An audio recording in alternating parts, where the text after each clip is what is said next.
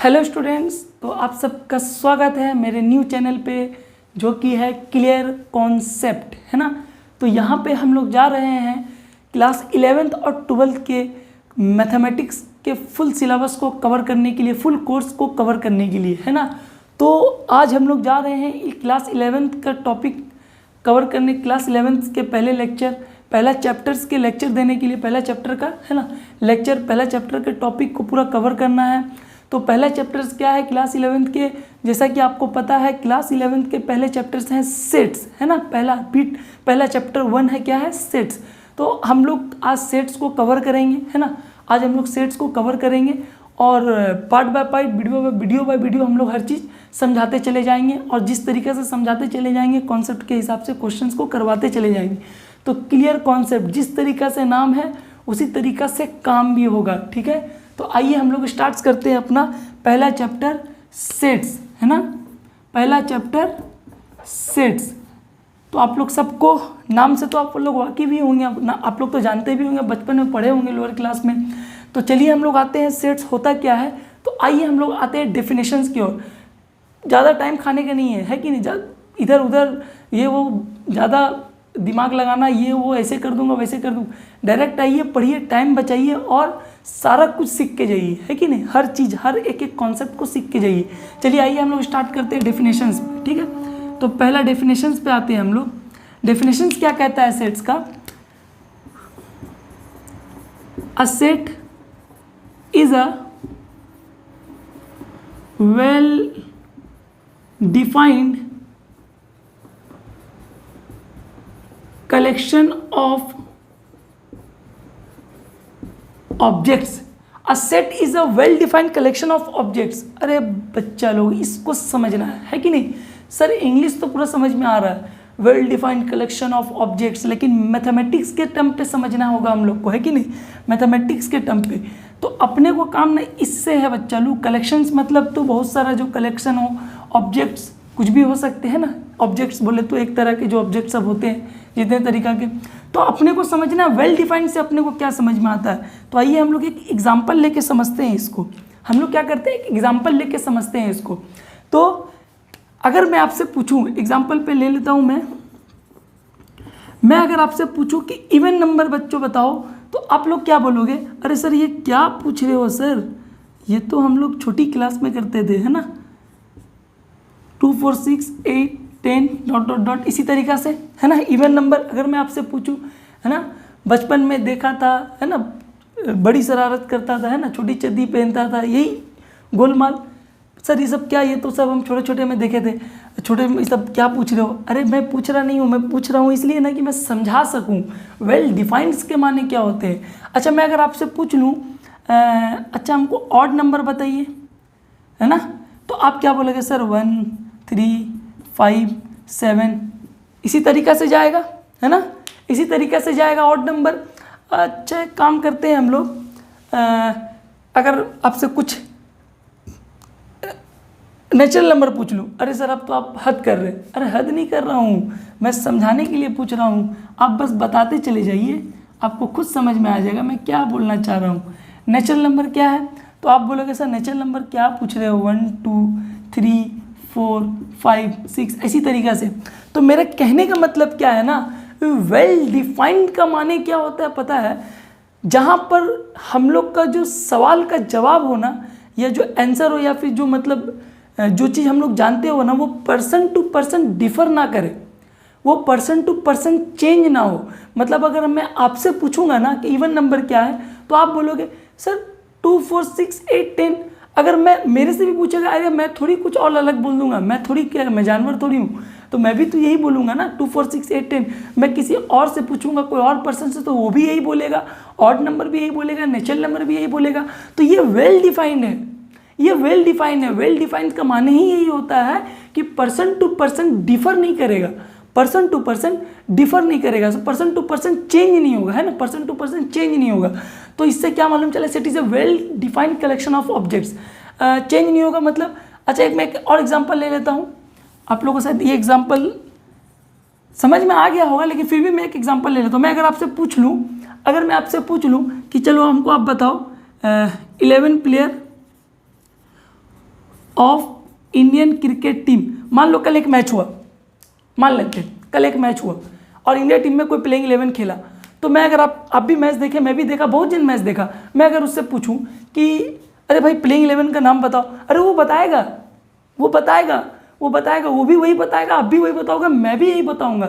लेकिन अब अगर मैं ये पूछ लूँ, थोड़ा सा सवाल पे चेंज कर देता हूं, best player of Indian cricket team, अगर मैं पूछ लूँ best player of Indian cricket team, यहाँ चेंज हो जाएगा बच्चों, यहाँ चेंज हो जाएगा। आपके हिसाब से बेस्ट कोई और होगा, मेरे हिसाब से बेस्ट कोई और है। ऐसा कहीं जरूरी नहीं कि आपका जो बेस्ट होगा वो मेरा भी बेस्ट होगा। शायद आपका कोई और टीम में बेस्ट हो, मेरा कोई और बेस्ट हो, उसका कोई और बेस्ट हो। तो इससे क्या मालूम चला, ऐसा सवाल क्या किया, पर्सन टू पर्सन न चेंज हो गया, पर्सन टू पर्सन चेंज हो गया। तो ये मेरा वेल डिफाइंड नहीं हुआ। वेल डिफाइंड क्या हुआ, 11 player of Indian cricket team जो खेल चुका है या फिर जो हमेशा रेगुलरली खेलता है, जो सबको मालूम है ये प्लेइंग 11 सेट है, पूरा अच्छा से एक कंप्लीट सेट है, तो इसको हम लोग बोलेंगे सेट। इवन नंबर एक कंप्लीट सेट है, ऑड नंबर एक कंप्लीट सेट, नेचुरल नंबर एक कंप्लीट सेट है ना। Well defined collection of objects, objects में कुछ भी ले लो, बहुत सारा ऑब्जेक्ट्स होता है, ठीक है। तो ये हुआ सेट्स का डेफिनेशंस और ये हुआ कुछ कॉन्सेप्ट समझने के लिए। आप लोग को समझ में आ गया होगा, इसे कोई बड़ा चीज़ नहीं है, समझ में आ रहा है ना। वेल डिफाइंड मतलब पर्सन टू पर्सन बस डिफर ना करे, है ना, पर्सन टू पर्सन हम लोग का आंसर चेंज ना हो जाए, हम लोग का सबका सेम जवाब रहे, ठीक है। चलिए आइए इसको मिटाते हैं और आते हैं हम लोग अपने नेक्स्ट टॉपिक की ओर, है ना। और हम लोग जानते हैं सेट्स के बारे में, डेफिनेशंस तो समझ गए। और आप लोग नोट करते जाइए, नोट्स बहुत इंपॉर्टेंट होता है, ठीक है, नोट्स बहुत इंपॉर्टेंट होता है। नोट्स अगर आप लिख लोगे ना तो कल होके अगर बाई चांस अगर आप लोग अगर कहीं दुविधा में फंस गए या कहीं मतलब या फिर आप लोग को मतलब नोट्स रहेगा तो आप लोगों को दोबारा देखना हो, अरे चल एक बार चैप्टर देखता हूँ, फटाक से नहीं नोट्स खोले, देखे फट सब कुछ याद आ जाएगा। अब वीडियो में जाओगे देखने के लिए पूरा अच्छा से दम, तो फिर अब आधा घंटा वीडियो देखेगा, एग्जाम देने जाना है कि वीडियो देख, तो मालूम चला वही 3 लेक्चर देखे 3 घंटा हो गया पार। तो नोट्स बना लोगे तो क्या है, एग्जाम के टाइम पे प्रॉफिट ही प्रॉफिट होगा। एक बार देखे, हाँ आ गया सब याद आ गया, ठीक है। तो ध्यान रखिएगा, मैं रब करता हूँ, थोड़ा सा स्पीड जा रहा हूँ, कोई दिक्कत नहीं है। आपको अगर ऐसा लगता है बहुत ज़्यादा स्पीड है तो आप यूट्यूब में जो उसका स्पीड वाला जो प्लेबैक स्पीड जो रहता है नॉर्मल, वो नॉर्मल से थोड़ा ऊपर चल जाइए, थोड़ा स्लो कर लीजिएगा आप, है कि नहीं, कोई दिक्कत नहीं। अच्छा अब हम लोग आते हैं representation of sets, representations of sets, sets को रिप्रेजेंट कैसे करते हैं आज हम लोग आते हैं। अच्छा इसमें बहुत कुछ सीखेंगे हम लोग, है ना, कैसे एक सेट्स को दिखाते हैं, डिनोट कैसे करते हैं, किस लेटर से डिनोट करते हैं, किस में ढालते हैं, हर चीज़ सीखेंगे। पहले हम लोग रिप्रेजेंटेशंस में 2 पॉइंट बना लेते हैं, अच्छा रहेगा, है कि नहीं। रिप्रेजेंटेशंस कैसे होता है सेट्स का, सेट्स 2 प्रकार में रिप्रेजेंट होते हैं ना। सबसे पहले तो होते हैं सर सेट बिल्डर फॉर्म पे, है ना, सेट बिल्डर फॉर्म पे पता होगा बहुत जन को पता होगा, जो लोअर क्लास में पढ़े हैं इसको, जो ध्यान से पढ़े हैं, जो इधर उधर तारा तोड़ी नहीं की है, मतलब समझ रहे ना, जो ध्यान जिसका बोर्ड में था, जिसका ट्यूशन में था वो कर दिया होगा, जिसका मस्ती मजाक में तो शायद वो भूल गया होगा। अच्छा तो दूसरा नाम होता है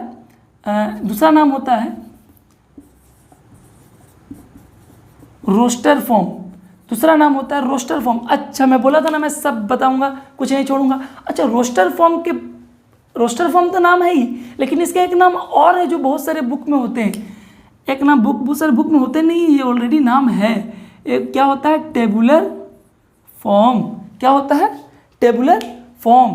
एक होता है सेट बिल्डर फॉर्म बच्चे लोग, है ना, और एक होता है रोस्टर फॉर्म, जिसको हम लोग टेबुलर फॉर्म के नाम से भी जानते हैं। हो सकता है भैया बहुत जन का नाम राजू होता है। अच्छा ये सब आप देखे भी होंगे अपने लाइफ में, मतलब कि आपके जो बहुत क्लोज होगा आप उसका निक नेम से बहुत वाकिफ होगे, मतलब निक नेम आप उसका जानते होगे। लेकिन बहुत कोई आपका दोस्त ऐसा होगा जिसका आज भी आप असल नाम नहीं जानते हो, आप उसको निक नेम से ही शुरू से पुकारते आए हो, और निक नेम और अचानक से आप उसका आधार कार्ड देख लिए तो आपको मालूम चला अरे साला इसका असली नाम ये है। तो आधार कार्ड में सिर्फ असली नाम और असली एड्रेस नहीं पता चलता है, आधार कार्ड में असली चेहरा भी पता चल जाता है, क्योंकि उसका डीपी देखे हुआ, वाह क्या पिक्चर होता है, वो रियलिटी बताता है कि ये है आपका आधार कार्ड, ये है आप देश के नागरिक और ये है आपका रियलिटी। ठीक है, तो आधार कार्ड का जो डीपी है ना सबको अपने अपने व्हाट्सएप पर रखना चाहिए। अच्छा सॉरी मजाक कर रहा हूँ, लेकिन आधार कार्ड का डीपी बहुत सॉलिड होता है, रियलिटी बताता है। वो खाली बोले ना मैं एड्रेस और फ़ोन नंबर और ये नाम नहीं बताता है, वो पूरा रियलिटी बता देता है। आधार कार्ड है, आधार कार्ड मैंडेटरी, इसी के लिए तो मैंडेटरी कर दिया कि हकीकत पता चल सके। अच्छा, set builder form, set builder form पे आते हैं हम लोग। सेट बिल्डर फॉर्म क्या होता है एक्चुअली में? सेट बिल्डर फॉर्म पे ना हम लोग एक स्टेटमेंट को डालते हैं, है ना। एक स्टेटमेंट होता है, एक स्टेटमेंट होता है। अब वही स्टेटमेंट को हम लोग क्या करते हैं ना, लिस्टिंग कर देते हैं किस पे? टेबुलर फॉर्म के अंदर। टेबुलर फॉर्म और या रोस्टर फॉर्म में हम लोग वही स्टेटमेंट को लिस्टिंग कर देते हैं। अच्छा, ये दोनों जानने से पहले हम लोग बीच में कुछ चीज़ जानते हैं। हम लोग एक सेट्स को ना हमेशा एक कैपिटल लेटर से डिनोट करते हैं, ध्यान रखिएगा आप लोग, जानने वाली बात है। सेट्स को हम लोग हमेशा एक कैपिटल लेटर से डिनोट करते हैं, और कैपिटल लेटर से डिनोट करते हैं। और सेट्स के अंदर जो भी एलिमेंट्स को हम लोग स्टोर करते हैं, मतलब ढालते हैं, वो हर एक एलिमेंट जो भी ढलाएगा वो हर चीज़ करली ब्रेसेस के अंदर में होगा। कहाँ होगा? करली ब्रेसेस के अंदर में होगा। समझ में आया बात को? Set builder form, statement, roster form, tabular, listing, ये सब तो समझ में आया। उससे पहले ये समझो डिनोट किससे होता है? एक कैपिटल लेटर से हम लोग डिनोट करते हैं। कोई भी कैपिटल लेटर ले लो, जेड एक्स वाई जेड कुछ भी ले लो, हमको उससे क्या लेना देना। अच्छा, ब्रेसेस के अंदर में लिखते हैं। एक ब्रेसेस के अंदर में कैसे लिखते हैं? मान लो अगर हमको कोई वर्ड को मतलब ढालना है अंदर में, तो हमेशा अंदर में स्मॉल लेटर ऑफ वर्ड रहता है। तो इसके अंदर में जो वर्ड को हम लोग लिखते हैं ना, एक कॉमा देके ABCDE मान लो, है ना। तो इसमें जो क्या है ना, हर एक एलिमेंट है। तो ब्रेसेस के अंदर में जो एलिमेंट्स को अरेंज किए, वो अरेंज हम लोग किस ऑर्डर पे किए? एक कॉमा दे के एक ऑर्डर पे अरेंज कर दिए, एक कॉमा दे के ऑर्डर पे अरेंज कर दिए। समझ में आया? Set builder form. तो ये दिमाग में रहेगा, एक सेट्स को हम लोग लिखते कैसे, है ना। एक ये तो लिस्टिंग का तरीका मैं बताया खाली एक, कि हम लोग कर्ली ब्रेसेस के अंदर कैपिटल लेटर से डिनोट करके लिखते हैं। चलिए एक काम करते हैं, हम लोग सेट बिल्डर का एक एग्जांपल लेते हैं, और जो एग्जांपल यहाँ लेंगे ना उसको लिस्टिंग करके ना रोस्टर का भी एग्जांपल उसी में हो जाएगा। ठीक है, तो इसको मैं मिटा देता हूँ, ऊपर थोड़ा छोटा सा लिख देता हूँ। आप लोग समझ में तो आ गया ना, स्टेटमेंट है ये, एक स्टेटमेंट होगा। एक स्टेटमेंट मैं डिफाइन कर देता हूँ, मैं बोलता हूँ एक सेट, मैं पहले बोला था कि एक सेट्स ए कैपिटल लेटर से डिनोट करली ब्रेसेस के अंदर। मैं अगर आपको बोल दूं कि एक्स क्या है, इसको मिटाऊं। अच्छा, एक्स क्या है मैं आपको बोल दूं, तो एक्स क्या है? आप बोलोगे sir x is such that. अच्छा, ये सच दैट का सिंबल है, ये सच दैट का सिंबल है ना। अच्छा, सच दैट का एक सिंबल और होता है, यहाँ पर मान लो ऐसे लंबा लाइन, लंबा डंडा सॉरी मतलब लंबा लाइन, ठीक है। इसको हम लोग कॉलन बोलते हैं ना, इसको हम लोग कॉलन बोलते हैं, लेकिन ऐसे मैथमेटिक्स में नाम है, हम लोग इसको क्या पकड़ के चलेंगे? सच दैट, है ना, सच that. X is such that, मतलब एक्स वो है, क्या है? अरे सर ले लेते हैं ना, X is a natural number less than equal to 5। हम लोग ले लिए X is a natural number less than is equal to 5। तो बच्चे लोग यही तो है स्टेटमेंट। मैं एक स्टेटमेंट डिफाइन कर दिया, हम एक स्टेटमेंट लिखे, ए से डिनोट कर दिए, इक्वल टू देके करली ब्रेसेस कर दिए, करली ब्रेसेस के अंदर में एक्स को बता दिया एक्स क्या है, एक्स वो है such that X is a natural number less than equal to 5, है ना। तो इसी को अगर हम लिस्टिंग कर दे, इसी को अगर हम लोग लिस्टिंग कर दे, अरे भैया तो सिंपल तो है, 1, 2, 3, 4, 5। मैं अभी यही बता दिया था आपको, मैं आपको यही बता दिया था कि कोई भी एक कैपिटल लेटर से डिनोट होगा, करली ब्रेसेस के अंदर होगा, और जो हम लोग लिस्टिंग करेंगे वो हर एक एलिमेंट, जो एलिमेंट को हम लोग लिस्टिंग करेंगे, है ना। यहाँ पर मैं ब्लैक से लिख देता हूँ, ठीक है, ध्यान रहेगा। लिस्टिंग ऑफ एलिमेंट्स, है ना, लिस्टिंग ऑफ एलिमेंट्स करली ब्रेसेस के अंदर में 1, 2, इसको अच्छा से लिख देता हूँ, है ना, 1, 2, 3, 4, 5, यही है ना। अच्छा, कह भी यही रहा है, X is the natural number, X क्या है? नेचुरल नंबर है। अरे कितना तक है? Less than equal to 5, less than और इक्वल टू 5, तो 1, 2, 3, 4, 5। तो मैं क्या किया, करली ब्रेसेस के अंदर डाल दिया, इसको अरेंज कर दिया, एलिमेंट्स को कॉमा दे के लिख दिया।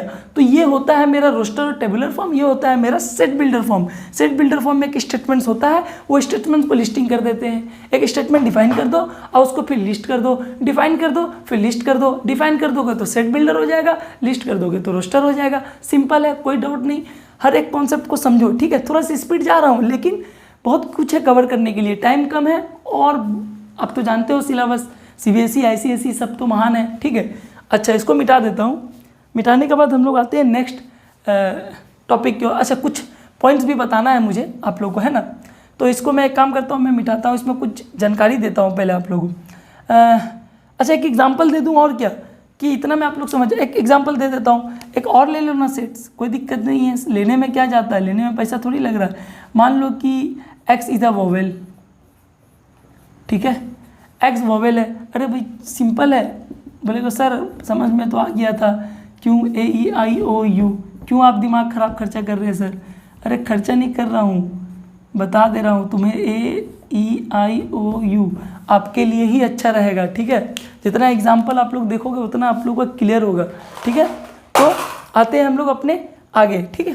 तो इसको पूरा मिटा देते हैं। मिटाने के बाद अच्छा कुछ चीज़ जानने वाली चीज़ें इसमें भी मैं कुछ चीज़ बताया नहीं, मैं 2 पॉइंट बताता हूँ, 2 कंडीशंस है ना। हर चीज़ में कुछ ना कुछ कंडीशंस होता है, सेट्स में भी कुछ ना कुछ है। आइए तो इसे रब करता हूँ और आपको बताता हूँ, जल्दी जल्दी रब करता हूँ, ठीक है।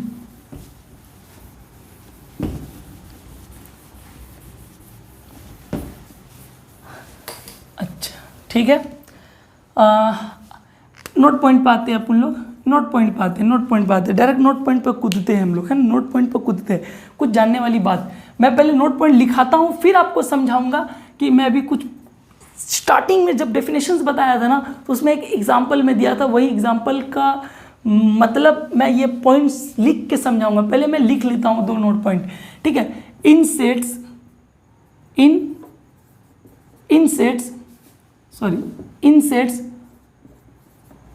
ऑर्डर डज नॉट मैटर, ठीक है। In sets order does not matter. अच्छा, second point, in sets repetitions are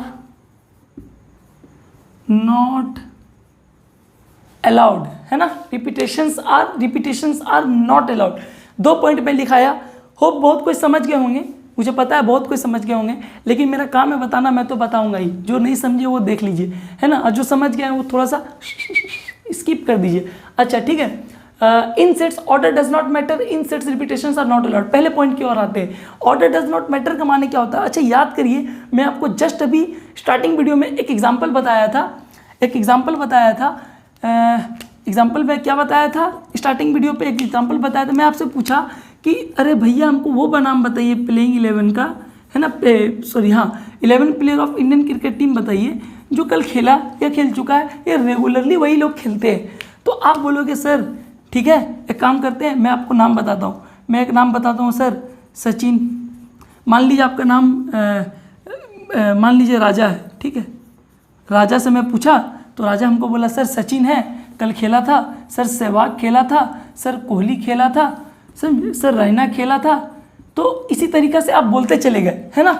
आप इसी तरीक़े से आप अपना आंसर देते चले गए। अगर मैं कोई सेकंड पर्सन से पूछूं कि अरे भाई कल कौन खेला था, वो भी मैच देखा है, लेकिन वो भी आंसर देगा, अरे सर हाँ सर सचिन खेला था, सहवाग खेला था, रैना खेला था, धोनी खेला था, वो भी। लेकिन ऐसा जरूरी नहीं है जिस वे में आप आंसर दिए हो वो भी आंसर दे। ऐसा तो जरूरी नहीं है कि जिस वे में आप आंसर दिए हो वो भी आंसर वैसे ही दे, ठीक है। अगर मैं आपसे बोलूं कि सर सचिन सहवाग कोहली, आप बोल रहे हो, अरे मेरे दिमाग में ऐसा जरूरी है कि सचिन ही पहले आएगा। मैं अगर बोल दूं अरे कल धोनी भी था, कोहली भी था और बुमराह भी था, ठीक है। अगर मैं किसी और से पूछूं तो वो भी प्लेइंग 11 चेंज नहीं हो रहा है, हाँ ऑर्डर चेंज हो रहा है, प्लेइंग 11 चेंज नहीं हो रहा है, लेकिन मेरे और आपके बोलने पे सबके मतलब जो % टू % क्या हो रहा है ना, ऑर्डर चेंज हो रहा है। तो वही ऑर्डर सेट्स पे मैटर नहीं करता है। बात को समझ में आया, वही ऑर्डर सेट पे मैटर नहीं करता है। आपका पोजीशंस कुछ भी हो, अब मेरा पोजीशंस कुछ भी हो, लेकिन प्लेइंग 11 सेम है। बात को समझ में आया, प्लेइंग 11 सेम है। जैसे कि एग्जाम्पल के तौर पर इसको मैं रब करता हूँ, ये तो एग्जाम्पल से मैं समझा दिया, फिर भी मैं एक छोटा सा एग्जाम्पल ले लेता हूँ, मैं बोल दिया कि एक काम करते हैं, मैं बोला आपको कि मैं मान लीजिए वोवेल्स लिखता हूँ, ठीक है, ए ई आई ओ यू। अरे आप ऐसे लिख रहे हो, अरे मेरा दिमाग में चल रहा है मैं पहले ई लिखूँ, आई लिखूँ, ए लिखूँ, ओ लिखूँ, यू लिखूँ, ये मेरा ऊपर में, ठीक है, समझ में आया? ये मेरा ऊपर में, ऐसे मैं लिख रहा हूँ, ये मेरा लिखने का तरीका है, कोई दिक्कत नहीं, कोई दिक्कत नहीं है बच्चों, कोई दिक्कत नहीं है। तो ऑर्डर, इसी के लिए तो मैं बोला नोट पॉइंट लिख लो। इन सेट्स में order does not matter order नहीं करता, ऑर्डर जो मैटर नहीं करता, कोई भी ऑर्डर में लिखिए। सेट्स में एलिमेंट्स बस होना चाहिए, सेट्स में एलिमेंट होना चाहिए, आपके हिसाब से जो एलिमेंट होना चाहिए मेरे हिसाब से भी बस वही एलिमेंट होना चाहिए, बाकी ऑर्डर कुछ भी हो। सेकंड चीज़ में अब हम लोग सेकंड पॉइंट पे आते हैं। होप आप लोग पहला पॉइंट को समझ गए होंगे। ऐसा कोई बहुत बड़ा ऐसा चीज़ नहीं है जो कुआं में कूदने का जैसा जो आप लोग नहीं समझोगे, ठीक है। तो थोड़ा सा हम लोग आते हैं सेकंड, ठीक है, सेकंड पॉइंट्स की ओर आते हैं। Repetitions are not allowed. अच्छा, मैं अगर आपको बोल दूँ रिपीटेशंस आर नॉट, मतलब रिपीटेशंस मतलब एक एलिमेंट सेम, मतलब एक एलिमेंट्स का सेम इमेज नहीं होगा। बात समझ में आ रहा है? सेम एलिमेंट्स दोबारा मतलब सेट्स में प्रेजेंट नहीं होना चाहिए। एक एग्जांपल के तौर पे मैं अगर बोल दूँ मेरे दिमाग में कुछ ऐसा वर्ड मेरे दिमाग में एक वर्ड आ गया, ठीक है, मेरे दिमाग में एक रिवर का नाम आ गया। आप लोग सब इसका नाम सुने होंगे, आप लोग सब इस नाम से वाकिफ हो गए, मिसिसिपी। कौन कौन सुना है? सबको ही सुना है भैया, सबको ज्योग्राफी पढ़ा होगा छोटे क्लास में, है ना। तो मिसिसिपी, मैं अगर इसको बोलूँगा एक सेट्स में लिख के दिखाओ, तो मैं अगर मान लूँ सर एक सेट्स ले लिया, मैं ये ले लिया सर, इसको सेट्स में लिखूंगा तो सर मैं खाली एम आई सर एस और सर खाली पी लिखूंगा और मैं कुछ नहीं लिखूंगा। सर मैं क्यों लिखूं? यहाँ तो रिपीटेशंस बहुत बार है, तो रिपीटेशन सेट्स के अंदर अलाउ नहीं है। अरे बाहर तुम जितना बार रिपीट करो उसको कुछ फ़र्क नहीं पड़ता, है ना। जॉर्ज भैया को कोई फ़र्क नहीं पड़ता जो ये किया है, ठीक है, तो इसे कुछ फ़र्क नहीं पड़ता। अच्छा, सेट्स लिखा कौन है? ये तो आप लोग को मैं नाम बताया था, क्या नाम नहीं बताया था?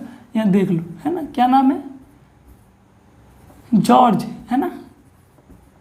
ये बस आया और हम लोग को मैथ बता के चला गया, है ना। ये आया और सेट्स चैप्टर बता के, सेट्स बता के चला गया। अब ये तो बता के चल गया, अब हम लोग को पढ़ते रहना है। अब हम लोग के पास कोई ऑप्शंस भी नहीं है कि नहीं। वो किसको पसंद है नहीं पसंद है उसको क्या लेना देना, वो तो अपना बता के चल गया। अब हम लोग को बाउंड है भाई, पढ़ते रहना है, ठीक है, कोई दिक्कत नहीं है। उसका काम वो कर गया, हम लोग अपना काम कर लेंगे, क्या दिक्कत है। वैसे भी पढ़ाई में बहुत कम बच्चा को मन लगता है, लेकिन फिर भी पढ़ लेता है बच्चा लोग, है ना। गेम में ज़्यादा ध्यान रहता है बच्चा का, ठीक है, कोई बात नहीं। MISP, ठीक है, समझ में आया। रिपीटेशंस अलाउ सेट्स के अंदर नहीं होता है, तो हम लोग क्या करते हैं, अब रब करते हैं, समझ गए होंगे आप लोग, है ना। रिपीटेशंस अलाउ सेट्स के अंदर मतलब सेम एलिमेंट्स दो बार रिपीट नहीं होगा, ठीक है। चलिए इसको रब करते हैं, आप लोग सब नोट कर लिए होंगे, ठीक है, नोट कर लीजिए, नोट कर लीजिए। नोट बहुत इंपॉर्टेंट है। ऐसा लगेगा आपको कि सब हम लोग जान जाएंगे, सब कर लेंगे, लेकिन रोबो चिट्टी नहीं बनना, मैं बार बार बोल रहा हूँ, ठीक है। रोबो चिट्टी नहीं बनना है, इंसान ही रहो, ठीक है, इंसान इंसान है ना। चलिए तो आते हैं अब हम लोग, एक काम करते हैं हम लोग, आते हैं कुछ एक काम करते हैं हम लोग, कुछ नंबर्स के बारे में जानते हैं, है ना। हम लोग अब आते हैं कुछ नंबर्स के बारे में जानते हैं। आप बोलोगे सर नंबर्स के बारे में? अरे हाँ बाबू, नंबर्स के बारे में बताना भी ज़रूरी ही होता है। अच्छा, मैं अगर आपको बोलूँ होल नंबर बताइए, अरे सर मजाक कर रहे हैं क्या? उसके इंडिकेशंस के बारे में भी जानना है, क्योंकि इसमें बहुत यूज़ होता है। सेट्स चैप्टर में ना होल नंबर जैसे सिंबल सब जो इंडिकेशन जो किसे इंडिकेट करते हैं वो सब चीज़ ना इसमें बहुत यूज़ होता है, ठीक है। Whole number sir 0 1 2 3 4 dot dot dot. Sir क्या पूछ रहे हैं आप? मजाक कर रहे हैं मेरे साथ? मैं मजाक नहीं कर रहा हूँ बाबू, मजाक नहीं कर रहा हूँ, मेरा काम है बताना, मैं बता रहा हूँ। आपका काम है, अगर आपको पता है तो थोड़ा सा स्किप कर दीजिए वीडियो को, ठीक है, स्किप करके आगे देख लीजिए, कोई दिक्कत नहीं है। अच्छा, होल नंबर अगर मैं बोलूँ नेचुरल नंबर तो नेचुरल, अच्छा NO नंबर हो गया, ठीक है, 1 2 3 4 5 डॉट डॉट डॉट, उतना लिखूंगा नहीं, ठीक है। बात को समझ में आया? नेचुरल नंबर किससे डिनोट होता है? कैपिटल N से, ठीक है, हो गया। अच्छा, अब हम लोग आते हैं इंटीजर्स पे। इंटीजर्स बेसिकली क्या होते हैं? इंटीजर्स वो होते हैं जो नंबर लाइन पे 0 -1 -2 जो फ्रैक्शंस पे ना हो, है ना, 1 2 3 से लेके यहाँ -इन्फिनिटी से लेके +इन्फिनिटी तक जाए, लेकिन बस फ्रैक्शंस नहीं होना चाहिए। जहाँ फ्रैक्शंस घुस गया ना, अच्छा इंटीजर्स को दो चीज़ से इंटीजर्स को इंडिकेट करते हैं, लेकिन सब ज़्यादा करके बुक में जेड है, आप देखे होंगे ज़्यादा करके बुक में जेड है, लेकिन कहीं कहीं पे आई से भी कभी कभी डिनोट कर देते हैं, कभी कभी आई से भी डिनोट कर लेते हैं, ठीक है, इंडिकेट कर लेते हैं, दिखा देते हैं, ठीक है, कोई दिक्कत नहीं है, अपने को क्या लेना देना। अच्छा इंटीजर्स, अपने को तो बस कुछ भी मिल जाए, है ना, अपने को तो बस कुछ भी मिल जाए, अपने को तो करने से मतलब है। अच्छा इंटीजर्स के बाद आप लोग आ जाते हैं रेशनल नंबर पे, है ना, रेशनल नंबर पे आ जाते हैं हम लोग। रेशनल नंबर सबको जानते होंगे। रेशनल नंबर वो नंबर होते हैं जो p/q के फॉर्म पे होते हैं, जहाँ पर q जो होता है वो नॉट इक्वल टू 0 होता है, जहाँ पर q जो होता है वो नॉट इक्वल टू 0 होता है। नीचे 0 हो जाएगा तो आप लोग बेसिकली जान रहे हो तो अनडिफाइंड हो जाएगा, समझ में आया, वो तो इन्फिनिटी तक जाएगा। तो रेशनल नंबर वो होते हैं जो कि p/q के फॉर्म पे हो। अच्छा p/q के फॉर्म पे हो तो हम लोग एक चीज़ जानते हैं, इर्रेशनल नंबर क्या होते हैं, जान जाते हैं, फिर तो कॉन्सेप्ट क्लियर करूंगा ही। इर्रेशनल नंबर क्या होते हैं, अरे सर जो p/q के फॉर्म पे होते हैं रेशनल, तो पक्का ये नहीं होते होंगे, अरे हाँ भैया नहीं होते हैं, ये p/q के फॉर्म पे नहीं होते हैं। लेकिन कौन सा वैल्यूज़ को हम लोग बोलेंगे इर्रेशनल, वो वैल्यू को, जैसे मान लो रूट के अंदर के जो वैल्यू है √3, है ना, रूट के अंदर के जो वैल्यू है √3, तो इसको 1.732 डॉट डॉट डॉट पॉइंट्स के बाद ना वो नंबर एंड ही नहीं होगा, पॉइंट्स के बाद ये अनडिफाइंड, मतलब ये अनलिमिटेड तक चला जाएगा, उसको हम लोग बोलते हैं इर्रेशनल नंबर, समझ में आया। क्योंकि इसको अगर हम लोग डिवाइड भी करें तो इसको फर्क नहीं पड़ता। अच्छा एक क्वेश्चंस जो हम लोग को हमेशा सर पूछते थे, जब भी हम लोग मतलब पढ़ाई करते थे हम लोग को सर हमेशा ये क्वेश्चंस पूछ लेते थे। अच्छा एक बात बताओ बाबू कि 10 क्या है, या कोई एक सिंगल नंबर ले लो, 13 क्या है, ये रेशनल है कि इर्रेशनल है। तो हम लोग सब कंफ्यूज हो जाते थे उस टाइम पे, अरे सर तो पूछ लिए 10 है कि नहीं, लेकिन p/q के फॉर्म पे तो दिख रहा नहीं है, और सर बोले तो जो p/q के फॉर्म पे नहीं होता इर्रेशनल, तो हम लोग फटाक से नहीं बोल देते थे। बहुत दिन छोटे बच्चे लोग जब हम लोग छोटे थे तो बोलते सर इर्रेशनल, अरे इर्रेशनल कैसे नहीं होगा, इर्रेशनल तो वो है जो p/q के फॉर्म पे ना हो, ये p/q के फॉर्म पे है, तो बाय डिफॉल्ट नीचे में तो हम लोग 1 लेते ही है, नहीं रहता है तो, बात को समझ में आया, नहीं रहता है तो 1 लेते हैं, नहीं रहता है तो 1 लेते हैं। तो ये अपना रेशनल नंबर ही है, मतलब रेशनल नंबर में फ्रैक्शंस, पॉइंट, -2 ये सब आ जाते हैं, ठीक है। रेशनल नंबर पे -2 हो गया, फ्रैक्शंस हो गया, ये आ जाते हैं। अच्छा ये जाने वाली है ना, जैसे p/q रेशनल नंबर, फ्रैक्शंस बोले तो जिसका एंड अप भी हो, ऐसा नहीं कि एंड अप ना हो, जैसे 1/2 0.5 है ना, तो ये क्या हो गया, रेशनल नंबर हो गया, जिसका एंड हो रहा पॉइंट्स के बाद, और जिसका पॉइंट्स के बाद एंड नहीं हो रहा वो इर्रेशनल नंबर है, जिसका पॉइंट्स के बाद एंड नहीं हो रहा इर्रेशनल नंबर है। अच्छा होप आप लोग इतना लिख लिए होंगे, है ना, ऊपर का मैं मिटा देता हूँ। और अच्छा रेशनल नंबर्स को हम लोग इंडिकेट करते हैं क्यू से, ठीक है, ध्यान रखिएगा, रेशनल नंबर को इंडिकेट करते हैं हम लोग क्यू से, कैपिटल क्यू से, ठीक है, कैपिटल क्यू से। तो आप लोग ऊपर वाला लिख लेंगे, मैं मिटा देता हूँ, ठीक है, रब कर देता हूँ ऊपर, आप लोग लिख लिए होंगे, लिख लिए, नोट्स बनाते रहिए, थोड़ा सा स्पीड हूँ लेकिन क्या करूँ, मैं तो सिलेबस नहीं लिखा हूँ, बहुत सारा कॉन्सेप्ट पढ़ाना है, ठीक है, मैं सिलेबस नहीं लिखा हूँ, जो लिखा है उसको जाकर पकड़िए, ठीक है। अच्छा अब हम लोग आते हैं रियल नंबर की तरफ। रियल नंबर क्या होता है अपना, है ना, रियल नंबर, है ना, सर क्या पूछ रहे हो, ये तो पूरा नंबर लाइन में आने वाले सारे नंबर को हम लोग रियल नंबर बोलते हैं। बीच में एक 0 दे देता हूँ, खूबसूरत लगता है वैसे, है कि नहीं, अच्छा दिखता है, -∞ से +∞, मतलब एक नंबर लाइन में आने वाले सारे नंबर, उसको हम लोग क्या बोलेंगे, रियल नंबर, समझ में आ गया। अच्छा रियल नंबर से हम लोग अच्छा कुछ अच्छा एक इंपॉर्टेंट नंबर मैं पूछता हूँ आप लोग से, शायद आप लोग को पता होगा, मैं इसे रब कर दूँ, आप लोग सब वीडियो को पोस्ट करके नोट कर लीजिए, ठीक है। अगर आप, हाँ एक चीज़ और, जब भी मैं पढ़ाऊँ कोई चीज़ कॉन्सेप्ट या कुछ समझाऊँ तो उस वक्त आप ना लिखें, क्योंकि ये गलत चीज़, ये गलत तरीका है। मैं भी जब ट्यूशन पढ़ता था ना तो मेरा भी एक आदत था कि जब सर कॉन्सेप्ट पढ़ाते थे ना मैं सोचता था कि कौन बाद में नोट्स लिखेगा, चल जल्दी अभी ये लिख लेते हैं।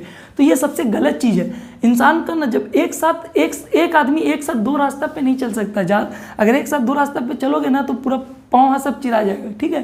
तो दिमाग नहीं चलाना है ज़्यादा, और ज़्यादा सियाना नहीं बनना है यहाँ पर, ठीक है। अपने को यहाँ पर इत्मीनान से मतलब इत्मीनान से, धीमे से, पूरा अच्छे से हर चीज़ को समझना है, धीरज रख के समझना है, ठीक है। रियल नंबर जान गए। और एक चीज़ और, मतलब आप ना पहले समझने के टाइम पे समझ लीजिए, लिखने के टाइम पे तो भैया इतना बड़ा तो एक तो ऐसा सिंबल दिया रहता है, 2 ठो, इसमें क्लिक मारिएगा तो तुरंत आपको ये ऐसे बता देगा, है ना, पोज हो जाएगा। तो क्या दिक्कत है, पोज करने में पैसा थोड़ी लग रहा है यार, पोज करने में पैसा थोड़ी लग रहा है, तो ध्यान रखिएगा आप लोग, पोज करने में पैसा नहीं लग रहा है, ठीक है। तो चलिए आइए, रियल नंबर हो गया। तो रियल नंबर के बारे में हम लोग जानते हैं। अच्छा, प्राइम नंबर क्या होते हैं, चलिए हमको अचानक से याद आया, ये भी पूछ लेता हूँ। प्राइम नंबर क्या होते हैं भाई बाबू, बहुत कोई को नहीं पता होता है, ठीक है। ऐसा हम लोग को लगता है कि बहुत जन को पता है, लेकिन बहुत जन को पता नहीं होता है, क्योंकि मैं भी पढ़ाया हूँ बच्चा लोग को, तो मैं कभी कभी पूछता हूँ तो सर याद नहीं आ रहा, सर पता था लेकिन भूल गया। ऐसा चलते रहता है, इसको बोलते हैं सियाना मुर्गी। बाकी कहावत आप जानते हो आगे, ठीक है, आगे मैं बोलूँगा नहीं क्योंकि ये ऑनलाइन क्लासेस है, ठीक है। तो प्राइम नंबर क्या होता है, उसके 2 डेफिनेशन याद रखिएगा। वो नंबर जो खुद से ही डिवाइड हो, सबसे पहला डेफिनेशन, वो नंबर जो खुद से ही डिवाइड हो, वो नंबर जो खुद से ही डिवाइड हो, जैसे 5 हो गया, 3 हो गया, 7 हो गया, है ना, 11 हो गया, जो खुद से ही डिवाइड हो, उसको और कोई डिवाइड नहीं कर सकता। और दूसरा डेफिनेशन अगर हम लोग जाने तो बोल सकते हो आप, कोई भी एक नंबर का अगर फैक्टर निकालूं तो एक तो वो खुद आएगा और एक तो वो 1 आएगा, ठीक है। एक तो वो खुद आएगा, एक तो वो 1 आएगा। बात को समझ में आ रहा है, एक तो वो खुद आएगा, एक तो वो 1 आएगा, है ना। ये यहीं पर ऐसे बोल दो, फैक्टर निकाल लो तो एक तो खुद आएगा, एक तो 1 आएगा, समझ में आया। एक तो वो खुद आएगा और एक तो 1 आएगा, तो दोनों डेफिनेशन में कोई भी एक याद रखो, आप सक्सेस हो जाओगे, ठीक है, कोई दिक्कत नहीं। प्राइम नंबर ये होता है, तो बेसिकली पता होगा, ऐसे कोई मतलब ज़्यादा इसमें डिस्क्रिप्शन देने का कोई दरकार नहीं है। अच्छा, प्राइम नंबर तो समझ में आ गया, 2 डेफिनेशन भी समझ में आ गया। अच्छा, मैं अगर पूछूं प्राइम नंबर के बाद जस्ट दूसरा नंबर हमको याद आ जाता है, उसको हम लोग बोलते हैं composite number. Sir composite number क्या होता है, अरे सर क्या पूछ लिए, तो और हमको ईजी लग रहा है। अरे ईजी नहीं बहू, बहुत कोई को नहीं भी पता होता है। मैं देखो यहाँ एम लिख दिया ना, समझ में आ जाना चाहिए, ये पी है, ठीक है, कॉम्पोजिट नंबर। अच्छा, जो प्राइम नंबर नहीं होते हैं ना, वो हमारे कॉम्पोजिट होते हैं। जो प्राइम नंबर नहीं होते, अच्छा प्राइम नंबर क्या नहीं होते, 4 नहीं होते, 6 नहीं होते, 8 नहीं होते, 9 नहीं होते, तो ये सब हमारे कॉम्पोजिट होते हैं, ये सब हमारे कॉम्पोजिट होते हैं। लेकिन ध्यान देने वाली बच्चा बात ये है कि यहाँ तो अभी तक मैं 1 का कोई यूजेस ही नहीं किया हूँ। इसलिए नहीं किया हूँ कि बोला ना मैं, हर चीज़ में एक ऐसे एक्सेप्शनल केस हो ही जाता है, हर चीज़ में एक एक्सेप्शनल केस हो जाता है। आइए रेड मार्कर से आपको एक इंडिकेट कर दूँ, हर चीज़ में एक्सेप्शनल केस हो जाता है। 1 क्या है, 1 नीदर प्राइम